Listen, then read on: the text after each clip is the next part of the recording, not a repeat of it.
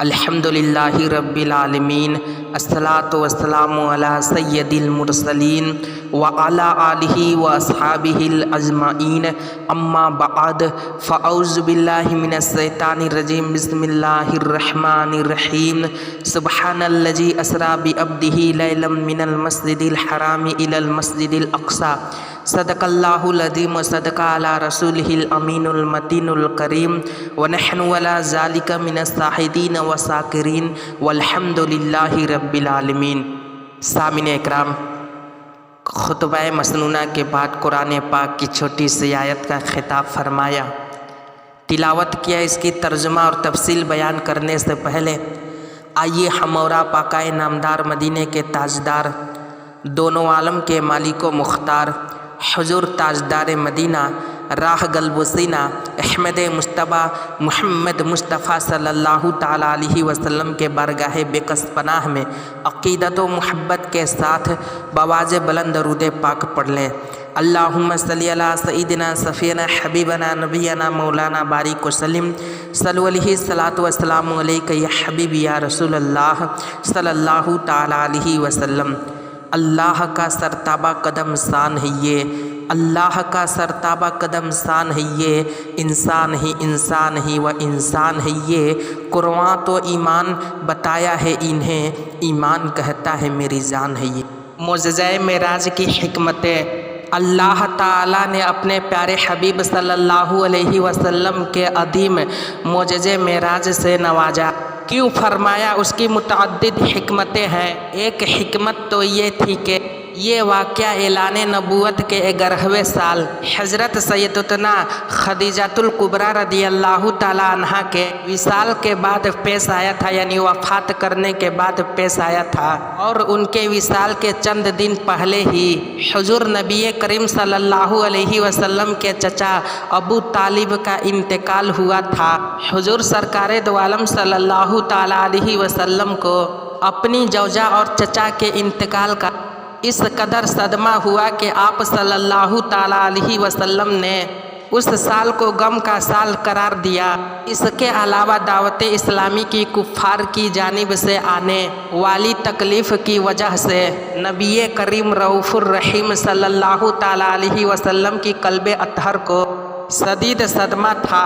और ये वाज़ेह होती है कि महबूब की दिलजोई मुहिब को मतलूब होती है, और हमारे आका सल्लल्लाहु ताला अलैहि वसल्लम जिसे महबूब मखलूक की महबूब है, ऐसे ही खालिक मुकर्रब व हबीब है। नबी करीम रऊफ़ुर रहीम सल्लल्लाहु ताला अलैहि वसल्लम ने इरशाद फरमाया, सुन लो मैं अल्लाह का हबीब हूँ और मैं उस पर फ़ख्र नहीं करता, लिहाजा जिसे मखलूक महबूब करीम सल्लल्लाहु ताला अलैहि वसल्लम का दिल खुश करने के लिए बहुत कुछ करती है, इसी तरह खालिक कायनात ने भी हबीब नबी करीम सल्लल्लाहु अलैहि वसल्लम को खुश करने के लिए बहुत कुछ किया। इसी खुशनुदी हबीब सल्लल्लाहु अलैहि वसल्लम के लिए परवरदिगारे आलम ने मेराज के ज़रिए नबी करीम रऊफ़ुर रहीम सल्लल्लाहु ताला अलैहि वसल्लम के कल्बे अतहर से तमाम गमों और सदमों का उजाला फरमाया। खुदा की रज़ा चाहते हैं दो आलम, खुदा चाहता है रज़ाए मोहम्मद सल्लल्लाहु ताला अलैहि वसल्लम।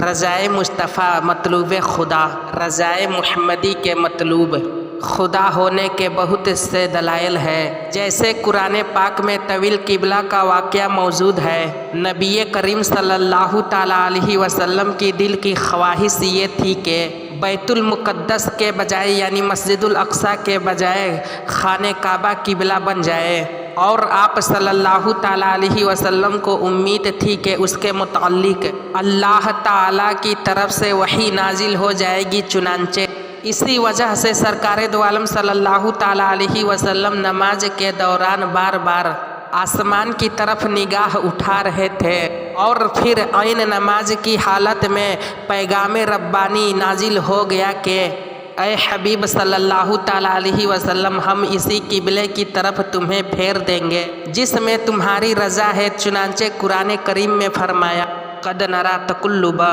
वजहिका फिस समाई فلنولینک قبلۃ ترضاھا فولی وجھک شطر المسجد الحرام وحیث ما کنتم فولوا وجوہکم شطرہ وإن الذین اوتوا الکتاب لیعلمون انہ الحق من ربہم وما اللہ بغافل عما یعملون۔ ترجمہ کنز الایمان، ہم تمہارے چہرے کا آسمان کے طرف بار بار اٹھانا دیکھ رہے ہیں تو ضرور ہم تمہیں اسی قبلہ کی طرف پھیر دیں گے جس میں تمہاری خوشی ہے، تو ابھی اپنا چہرہ مسجد الحرام کی طرف پھیر دو۔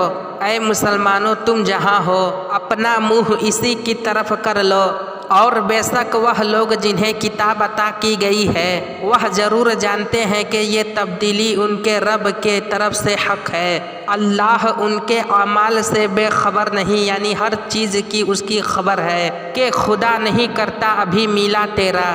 حضرت سیدتنا عائشہ صدیقہ رضی اللہ تعالی عنہا ایک مرتبہ نبی پاک صاحب لولاک صلی اللہ تعالیٰ علیہ وسلم کی بارگاہ میں عرض کی، یا رسول اللہ صلی اللہ تعالیٰ علیہ وسلم، میں دیکھتی ہوں کہ آپ کا رب آپ کی خواہش پوری کرنے میں بہت جلدی کرتا ہے، یعنی آپ خواہش کرتے ہیں خدا تعالیٰ اسے پورا کر دیتا ہے۔ تو اللہ تعالیٰ کا نبی کریم صلی اللہ تعالیٰ علیہ وسلم سے محبت کا یہ معاملہ تھا۔ اسی طرح کئی موقع پر بھی اللہ تعالیٰ نے اپنے پیارے حبیب صلی اللہ علیہ وسلم کی قلب اطہر کی تقسیم کے لیے آیت قرآن نازل فرمائی۔ جیسے نبی کریم رؤوف الرحیم صلی اللہ تعالیٰ علیہ وسلم کے ایک صاحبزادے کا انتقال ہوا تو کفار و مشرکین نے یہ طعنہ دیا کہ معاذ اللہ یہ نسل بریدہ ہے، یعنی یہ نسل آگے نہ چلے گی۔ تو ان کے جواب میں اللہ تعالیٰ نے نبی کریم رؤوف الرحیم صلی اللہ تعالیٰ علیہ وسلم کی تسلی کے خاطر کے لیے سورۃ الکوثر نازل فرمائی۔ چنانچہ فرمایا، انا اعطیناک الکوثر فصلی لربک وانحر ان ثانیک هو الابتر۔ ترجمہ، اے محبوب، بے شک ہم نے تمہیں بے شمار خوبیاں عطا فرمائی ہے، تو تم اپنے رب کے لیے نماز پڑھو اور قربانی کرو۔ بے شک جو تمہارا دشمن ہے ہر خبر سے محروم ہے۔ گویا فرمایا کہ اے محبوب صلی اللہ علیہ وسلم، بیٹے کے دنیا سے جانے کو نہ دیکھو، یہ دیکھو کہ ہم کتنا عطا کر دیا ہے۔ تمہیں کثرت سے عطا کیا، تمہیں حوض کوثر عطا کیا، تمہیں خیر کسی عطا کی، تمہیں جنت کی نہر کوثر عطا کی، تمہیں قرآن جیسی خیر کسی عطا فرمائی، تمہیں وحی جیسی شے عطا فرمائی، اور تمہیں محامی اور اوساط کی کثرت عطا فرمائی ہے۔ میں تو مالک ہی کہوں گا کہ مالک حبیب، یعنی محبوب و محب میں نہیں میرا تیرا۔ اے محبوب، ان کافروں کے احتراجات نہ دیکھے بلکہ خدا کی ان عنایت پر نظر رکھے۔ یوں ہی یہ کہیں کہ اللہ تعالیٰ نے تمہارے خاطر تمہارا ذکر کیسا بلند فرمایا ہے۔ چنانچہ فرمایا، وَرَفَعْنَا لَكَ ذِكْرَكَ، اور ہم نے تمہارے خاطر تمہارا ذکر بلند کر دیا۔ وَرَفَعْنَا لَكَ ذِكْرَكَ کا سایہ ہے تجھ پر، ذکر اونچا ہے تیرا، بول بالا ہے تیرا۔ آپ صلی اللہ علیہ وسلم کی حسن جمال کی بھی قسم ارشاد فرما دیا، وَالضُّحَىٰ وَاللَّيْلِ إِذَا سَجَىٰ، چڑھتے دن کی وقت کی قسم اور رات کی جب وہ ڈھانپ دے۔ وہ چڑھتا دن رخ مصطفیٰ صلی اللہ علیہ وسلم کی روشنی ہے، اور پھیلی ہوئی تاریکی زلف مصطفیٰ صلی اللہ علیہ وسلم کی ایمان افروز سیاہی ہے۔ آپ صلی اللہ علیہ وسلم کو سارے جہانوں کے لیے رحمت بنایا، وما ارسلناک الا رحمۃ للعالمین، اور ہم نے تمہیں تمام جہانوں کے لیے رحمت بنا کر ہی بھیجا۔ آپ صلی اللہ علیہ وسلم کو تمام لوگوں کی طرف رسول بنا کر بھیجا۔ قُلْ يَا أَيُّهَا النَّاسُ إِنَّ رَسُولُ اللَّهِ إِلَيْكُمْ جَمِيعًا، تم فرماؤ اے لوگوں، میں تم سب کی طرف اللہ کا رسول ہوں۔ آپ صلی اللہ علیہ وسلم کو حاضر و ناظر اللہ تعالی چمکا دینے والا آفتاب بنا کر بھیجا۔ چنانچہ فرمایا، یا ایھا النبی انا ارسلناک شاہدا ومبشرا ونذیرا وداعیا الی اللہ وباذنہ وسراجا منیرا۔ اے نبی، بے شک ہم نے تمہیں گواہ اور خوشخبری دینے والا اور ڈرسانے والا اور اللہ کی طرف اس کے حکم سے بلانے والا اور چمکا دینے والا آفتاب بنا کر بھیجا۔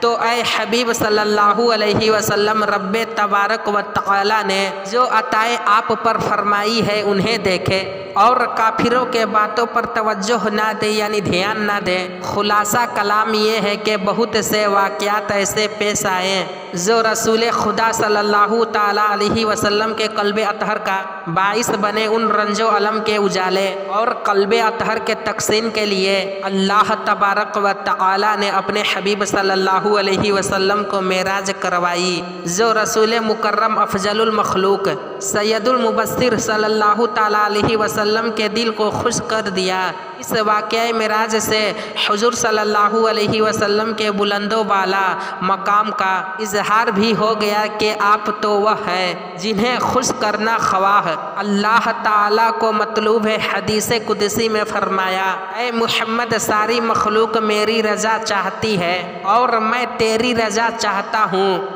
خدا کی رضا چاہتے ہے دو عالم، خدا چاہتا ہے رضائے محمد۔ سامعین اکرام، اللہ تبارک و تعالیٰ پارہ نمبر 15 میں ارشاد فرماتا ہے، سبحان الذی اسریٰ بعبدہ لیلا من المسجد الحرام الی المسجد الاقصی، پاک ہے وہ ذات جس نے سیر کرائی راتوں رات مسجد الحرام سے لے کر مسجد الاقصی تک۔ کل اسی اصل موضوع پر گفتگو کی جائے گی۔ سامعین اکرام، 2 دنوں سے یعنی یہ دوسرا ویڈیو ہے، اسی موضوع پر گفتگو کی جا رہی ہے، کل اصل موضوع پر کی جائے گی۔ آپ تمامی حضرات سے گزارش ہے کہ اس ویڈیو کو دیکھنا نہ بھولیں اور اس ویڈیو کو بھی دوسروں تک پہنچائیں۔ سامعین اکرام، بہت ہی افسوس کے ساتھ یہ اعلان کیا جاتا ہے کہ ہمارے علماء کرام کے شان مفتی سلمان رضا اظہری، جو ناموس رسالت پر مر مٹنے کے لیے ہر وقت تیار رہتے ہیں، آج ان کو دبانے کی کوشش کی جا رہی ہے اور گجرات ATS کی طرف اور ممبئی پولیس کی طرف سے ممبئی میں ان کو گرفتار کر لیا گیا اور گجرات لے کر چلا گیا ہے ATS نے اور جیلوں کے اندر رکھا گیا ہے۔ آپ تمامی حضرات سے گزارش ہے کہ ان کے لیے زیادہ سے زیادہ آوازوں کو اٹھائیں اور دعا بھی کریں، اللہ تبارک و تعالیٰ ان کو جلد سے جلد ریلیز کریں اور سوشل میڈیا پر بھی ان کے بارے میں آواز اٹھائیں۔ Release Mufti Salman Raza Azhari, I support Mufti Salman Raza Azhari, I stand with Mufti Salman Raza Azhari, ان کے بارے میں آواز اٹھائے، چاہے انسٹاگرام، ٹویٹر، فیس بک وغیرہ بھی اور واٹس ایپ گروپوں میں بھی سینڈ کر دیں۔